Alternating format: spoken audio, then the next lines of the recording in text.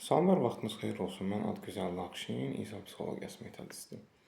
Əslində günümüzdə çox insana sən kimsən sualı verirsə, inanın ki, bunu bir çox insan cavab tapa bilməyəcək.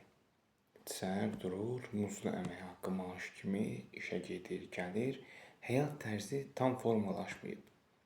Əksəriyyəti çox təbəqə ailə qurmayıb, yaxud beyində tam olaraq nə üçün yaşayır, həyat fəaliyyəti nədir, niyə dərk eləmir. Bu da birisi nədən bağlıdır?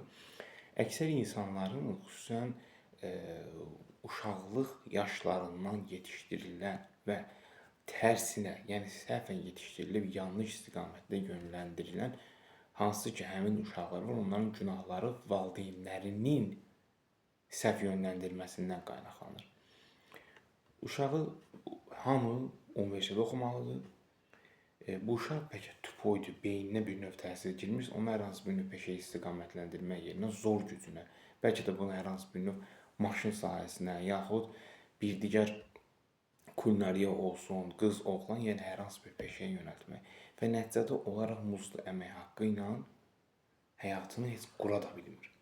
Hər zaman çalışın ən azından uşaqlarınızın kiçik yaşlarından, yəni balaca vaxtlardan onların fikirlərini soruşmağa, yaxud hər hansı bir növ istiqamətdə gedəcəksə onları bilin ki, ən azından gələcək həyatını dırnaq ucu boyda qədər 1%-dən qurmasına dəstək ola biləsiniz. Əks halda itirəcəksiniz. Həm uşağın gələcəyini də, həm də həyat var.